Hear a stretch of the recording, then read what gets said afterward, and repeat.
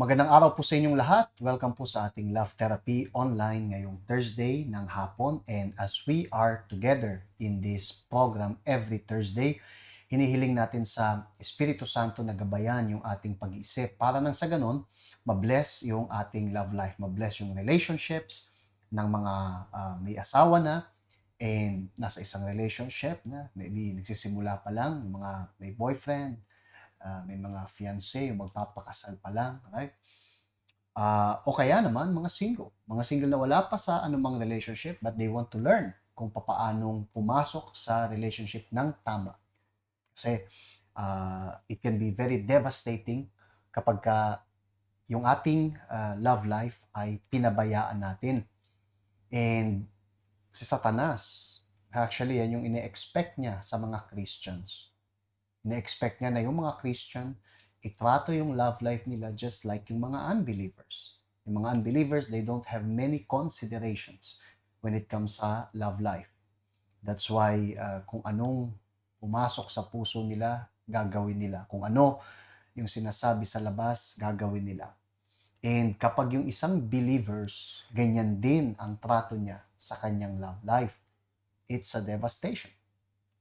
Kasi para saan na naging Christian tayo kung yung ibang aspect ng buhay natin, sinusunod natin yung Diyos, pero pagdating sa love life naman natin, ang ginagawa natin ay exactly yung ginagawa ng maraming unbelievers. We treat it in the same way na tinatrato ng mga unbelievers sa labas.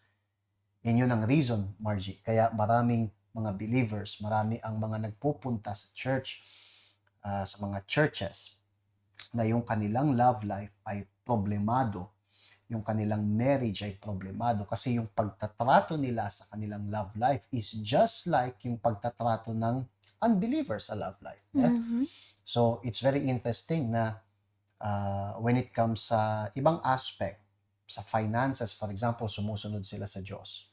Pagdating sa kalusugan, sumusunod sa Diyos. Sa spiritual life, sumusunod sa Diyos. Pero pagdating sa love life, kung ano yung gusto ng puso, kung ano yung ina-expect ng mundo, yun yung gagawin nila. Mhm. Na para bang pagdating sa love life, it's a separate matter. Okay? Pagdating sa finances, I can follow God kasi yan ay kalooban ng Diyos and so on. Pero pagdating sa love life, ako yung pipili, ako yung gagawa ng desisyon. And yan ang dahilan kung bakit marami ang even nagsisimba na yung love life nila devastated.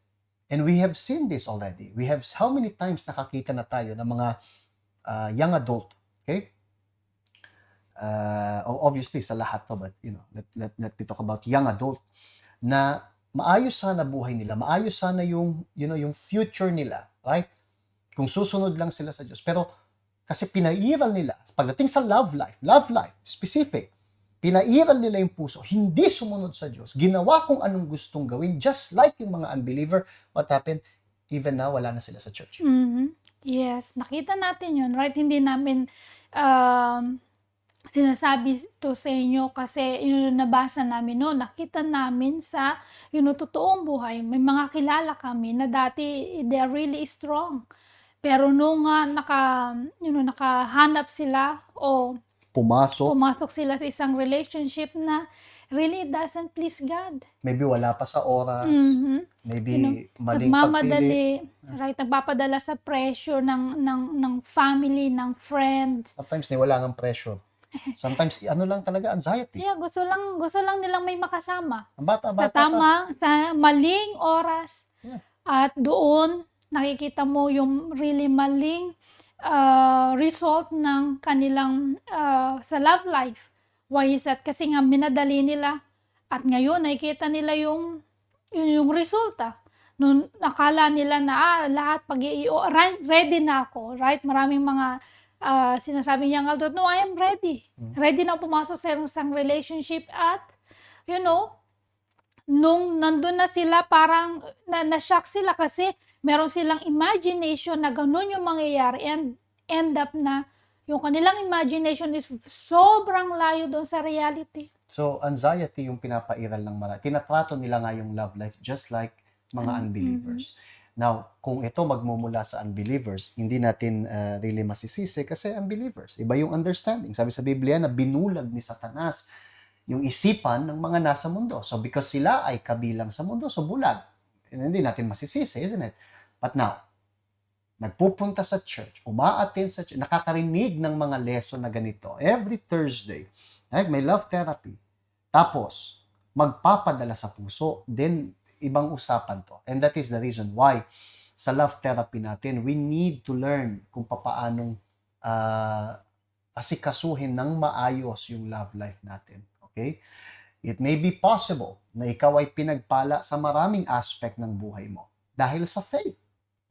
Ginamit mo yung faith mo, faithful tither ka, so financially pagpapalain ka kasi pangako yun ng Diyos. Okay? But don't think na porket ikaw ay blessed sa iyong career, blessed sa iyong finances, blessed sa iyong studies. So, ibig sabihin nun, sa iyong love life, magically magiging ganun na rin. Kasi it's not like this. May mga rules, may mga, let's say, mga disiplina na dapat sundin. Pag hindi mo sinunod, it is possible, blessed ka sa ibang aspect ng buhay mo, pero dito, mamumulubi ka. At it's just a matter of time na ito ay aapaw sa ibang aspect ng buhay mo and everything else will be affected as well. So, please, wake up. Okay? Let us learn mula sa Diyos kung ano yung gusto niya, kung papaano ba natin dapat tratuhin yung ating love life for us to learn. Kasi ang una sa lahat, we need to learn to value yung sarili natin, yung ating communion sa Diyos. And actually today, we're going to be talking about yung value. The key to being valued. Okay? Ano ba yung susi para tayo ay magkaroon ng value? Okay? Para tayo ay pahalagahan. Ang susi ay itong dalawang to. Knowing and understanding. Kailangan alam mo, kailangan na uunawaan mo. Para mas maintindihan ninyo, let's see yung sinulat dito sa Jeremiah chapter 9. Sabi, ng Diyos, but let him who glories, glory in this, that he understands and knows me, that I am the Lord exercising loving kindness, judgment, and righteousness in the earth. For in this I delight, says the Lord. Pay attention sa sinabi ng Diyos. Sabi ng Diyos, pagka binasa niyo yung mga unang verses 22, 23, bago tong 24, sinabi ng Diyos, yung mga mayayaman, wag magyabang sa yaman nila. Yung malalakas, wag magyabang, wag ipagmalaki yung lakas nila, yung kalakasan nila. But kung sino mang gustong magmalaki, ito yung ipagmalaki niya, na ako ay kilala niya at nauunawaan niya. That he understands and knows me. Now, this is very deep. Kasi, sabi ng Diyos, yung mga malalakas, huwag niyo ipagmalaki yan. Huwag niyo ipagmalaki yung lakas ninyo. Yung mga mayaman, huwag niyo ipagmalaki yung yaman ninyo. Ngayon, kung meron kayong talagang gusto niyo ipagmalaki, gusto niyo magmalaki, okay, ito yung ipagmalaki niyo, na ako ay naiintindihan ninyo at kilala ninyo. Wow. Bakit? Kasi hindi lahat nakakaintindi sa Diyos at kilala ang Diyos. It's something else. Marami ang mga nagsisimba, marami ang mga nasa church, even alam ang Biblia, pero hindi kilala ang Diyos, hindi naiintindihan ng Diyos. Hindi nila maintindihan kung bakit hindi sila sinasagot ng Diyos. Hindi nila maintindihan kung bakit dapat may delay. Hindi nila maintindihan at hindi nila kilala yung Diyos. So, bali ang pinaka-treasure ng isang tao, nakasulat pa ngayon sa libro ng Psalms, if I'm not mistaken, o sa Proverbs yata, nasabi doon na ang treasure ng hari ay makilala. Okay? Makilala ang Diyos. Makilala. Kasi ang Diyos, hindi kilala ng lahat. You see, yung understanding at yung pagkilala is so deep na kakaunti lang ang nakakagawa nito. Now, kung ito, titingnan mo sa aspect ng relationship, this is the same as well. Kasi, paano ka magbibigay ng value sa relationship? Let's talk about sa marriage, for example. Paano ka makakapagbigay ng value sa asawa mo kung hindi mo siya kilala, hindi mo siya naiintindihan? it is so interesting, Marge, na merong mga magkasama na hindi magkakilala. And I'm not talking about, of course, kilala yung pangalan, isn't it? Kung yung asawa mo, hindi mo kilala yung pangalan. Talagang meron kang may sira ka, di ba? Kawawa yung lalaki. No, kawawa sila pareho. Kawawa sila pa, right? Kasi, okay, kilala. But obviously, I'm not talking about this. Kilala mo yung pangalan, sure.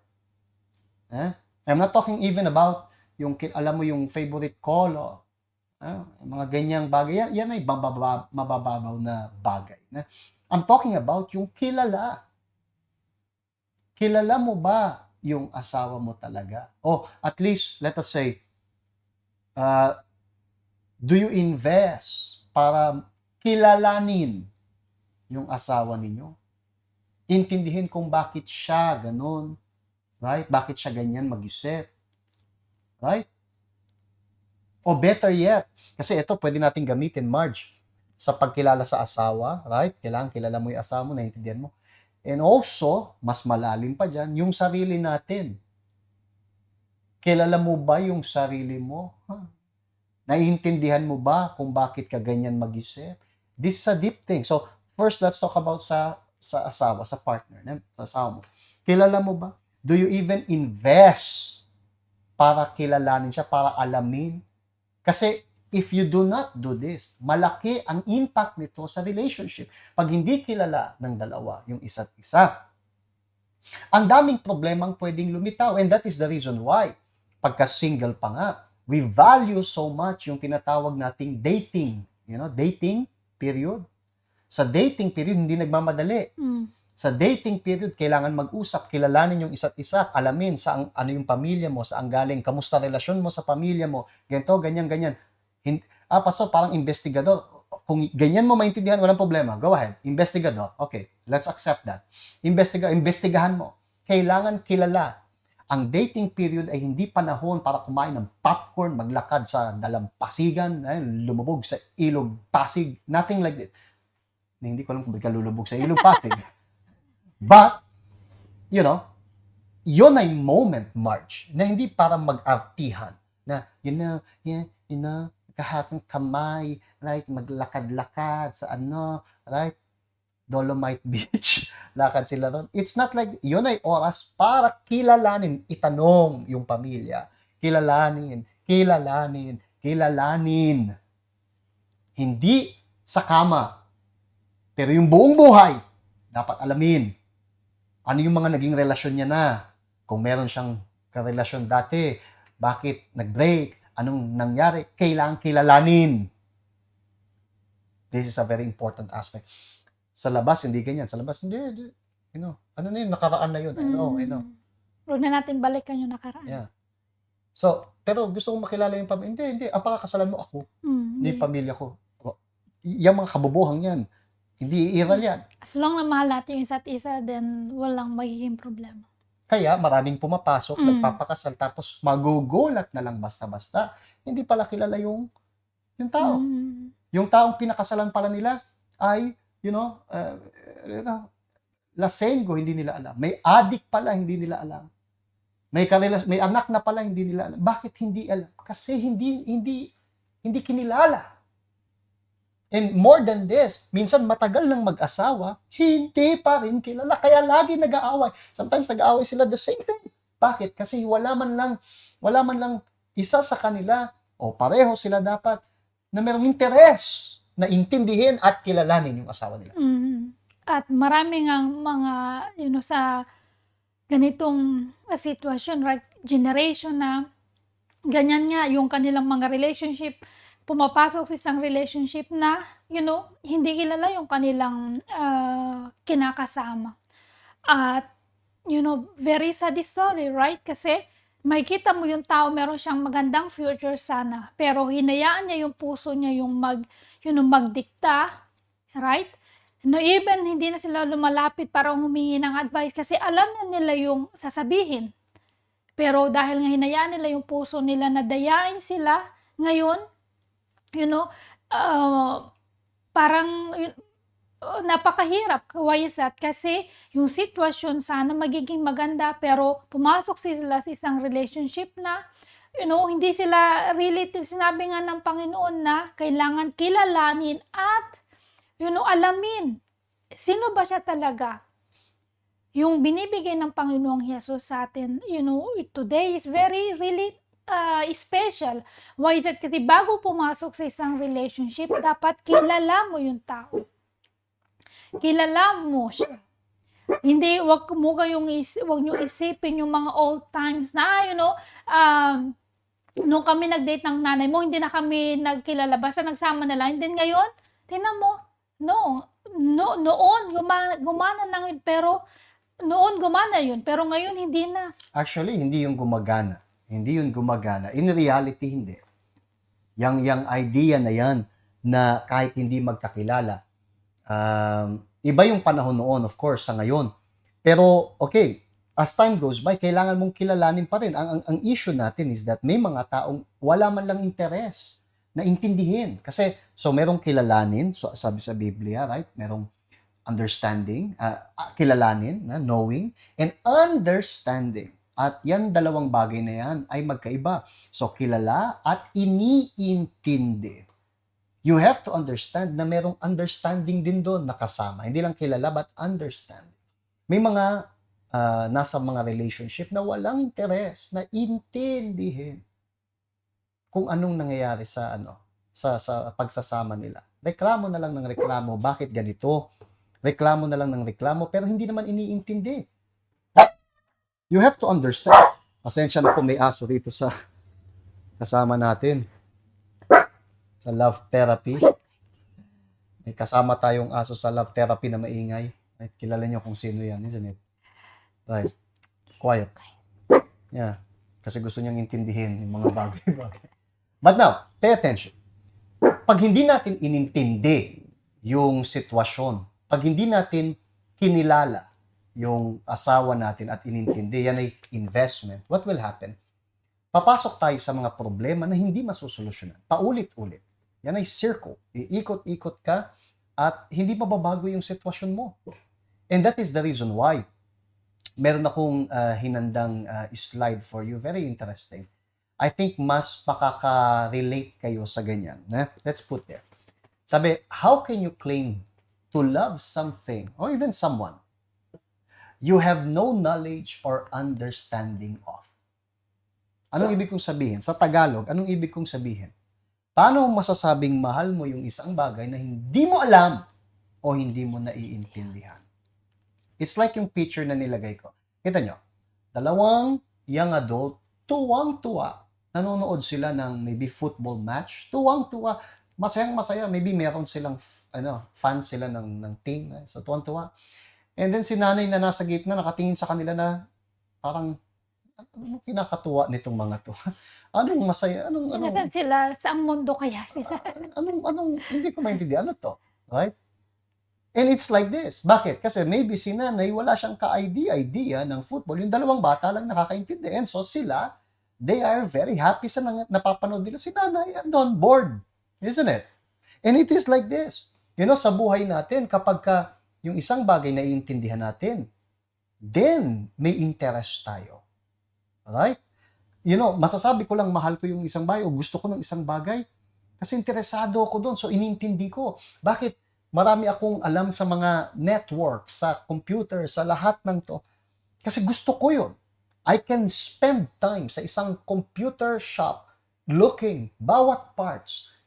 Andun ako. Sa Taiwan, for example, nandun kami, meron doon 2 building sa Sintred, sa Taipei. 2 building, only computer shops, only computer parts, mga parts. My friend, pwede akong maglakad doon ng, buong maghapon. And then tingnan yung mga computer. Yung mata ko kumikinang. Oh, right? Tuwan-to. Si Marge, pagkasama ko, andun.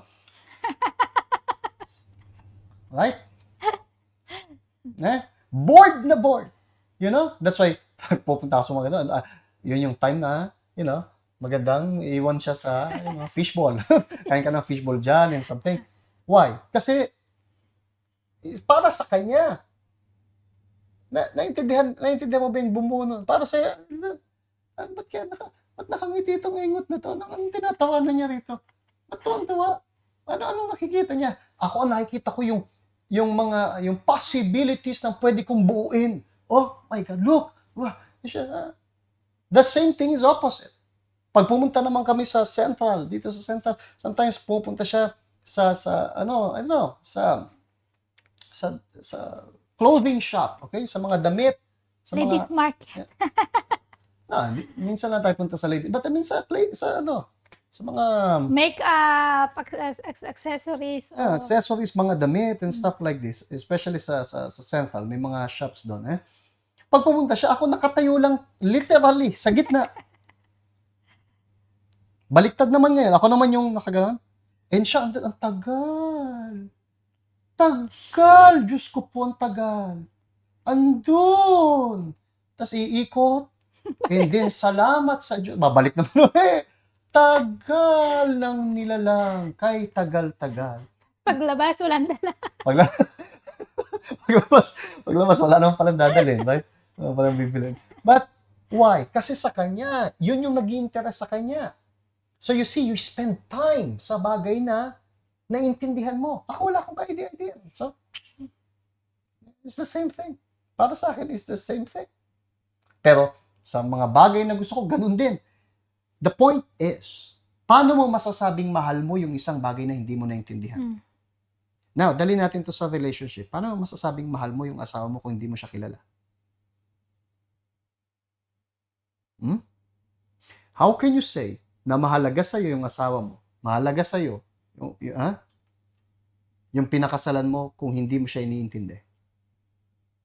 How? This is it doesn't make sense. Makakaya mo lang mahalin, gustuhin, magkaroon ng interes sa mga bagay na naiintindihan mo. Kung hindi mo naiintindihan, wala kang interes. Period. That's it. So think with me. How many relationship pagkasama sila pero walang interes sa isa't isa? That's why anong nandun? Hangin. Wala. Walang kahit ano. May gap sa gitna. Walang kahit ano. Walang pleasure. Even mag-invest sa isa't isa kasi hindi nila kilala yung isa't isa. Hindi nila iniintindi yung isa't isa. At kaya maraming mga relationship na nasisira. Kasi sa mga, sa trabaho, mayroon doon mayroon doon tao na interesadong kilalanin. And then pag sa bahay naman, parang, wala siya, hindi siya napapansin. Right? So, Kaya pag may nagbigay ng interes sa kanya, for sure, sa labas, sa trabaho, of course. Yun ba ay excuse? Of course hindi. We are giving you an explanation kung bakit. Bakit mas gusto niyang mag-stay sa trabaho? Yeah. Bakit mas nabigay siya ng oras dun sa trabaho niya kaysa sa akin? Bakit naakit siya ron? Bakit nga kaya? Bakit nga kaya? Pag nag-uusap, right, puro reklamo, Bakit hindi niya na ako tinatawagan? Mhm. Sabi nung nasa Pilipinas, ba't di na ako tinatawagan? Dapat tinatawagan nga ako. Paano ka tatawagan? Kung every time na tatawagan, busy na lang lagi, right? Busy ako. or ang pag-uusapan lang is about, yung pera and whatever. Nagpa-remittance na ako. Ito yung tracking, ganyan, and then... So, this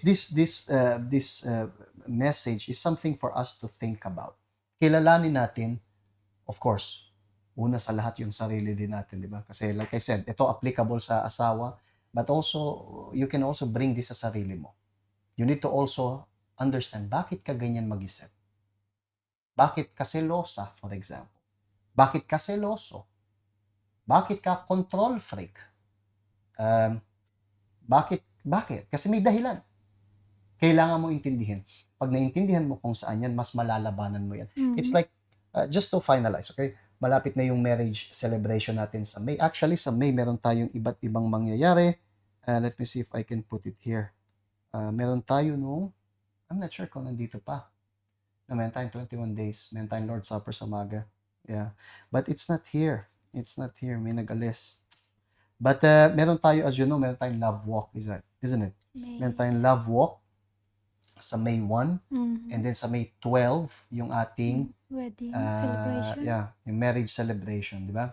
Okay. Sa Philippines, I remember, meron akong kaso noon na couple na gustong magpakasal. Pero ilang weeks pa lang yata o ilang buwan pa lang sila Nag-uusap. Nag-uusap pa lang talaga. I don't know kung boyfriend, girlfriend na, I don't know. But ilang ligo pa lang. Yung lalaki gustong-gusto na magpakasal. But really gusto na. Gusto. And I have to, sadali lang po. So, are you sure sa sinasabi? Hindi, gusto ko na. Pero, ilang linggo pa lang kayong magkakilala. Yeah, pero sigurado na ako by faith. I know, by faith. But, yan ay hindi intelligent faith. May dahilan kung bakit ganyan. May dahilan kung bakit kayo nagmamadali. And kailangan kong umupo with them and bulat-latin yung istorya. Kailangan kong laliman yung mga tanong. Bakit ba?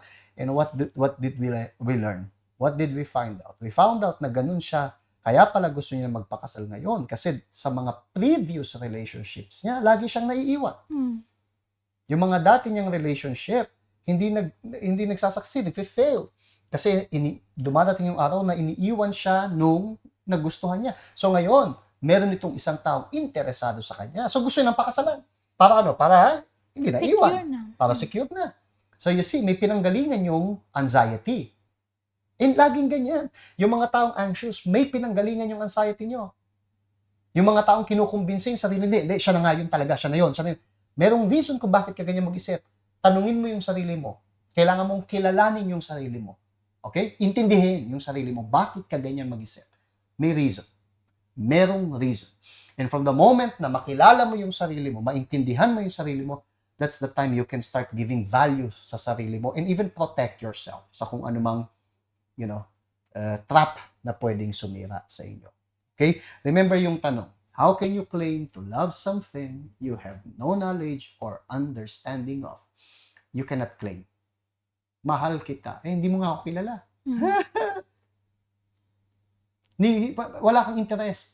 That doesn't make sense. Kaya yung mga baguhan pa lang ng relationship, ng liligaw pa lang, tapos sasabihin sa'yo, I love you. Lolo mo. Paano mong sasabihin, I love you, hindi mo pa nga ako kilala. Ilang linggo pa lang tayong nagdidate, mahal mo na ako, hindi mo kilala yung background ko. Emotion yan. Emotion. Tawag dyan. Okay? Think about this, my friends. Alright? Now, we mentioned sa inyo kanina, let me put it here again, this coming Sunday, magkakaroon tayo ng Lord's Supper para sa mga servant. Make sure na kayo ay nasa church, alright? Sa umaga yan, Saturday and Sunday. Yan ay isang bagay na hindi natin dapat ma-miss. And as well as, meron tayong 21 days every day, Monday to Monday. Okay? 21 days yan. 9 a.m. yung ating program. Make sure na kayo ay connected sa ating program. Now, this coming Sunday din, sa umaga, Saturday and Sunday, meron tayong tinatawag na Sunday to come to me. Invitation yan ng Panginoong Yesus. So, umatin po kayo sa ating service sa umaga so that Jesus can set us free. Together with Miracle Drop. Dala ninyo dapat yung tubig ninyo para nang sa ganon, maipag-pray natin yung healing natin. And yeah, for sure, God will honor our faith. Alright, my friends, may the Lord bless you all abundantly. Love Walk natin May 1. Yung t-shirt will be available very soon. Alright? And then, that's it. Ang dami pa nating dapat i-share sa inyo, but we're gonna share with you sa tamang panahon. Alright? Kung may natutunan po kayo, isulat nyo na lang dito sa ating comment section. Share this, subscribe, and for sure, marami pa tayong matututunan mula sa Diyos. God bless you po. Bye-bye.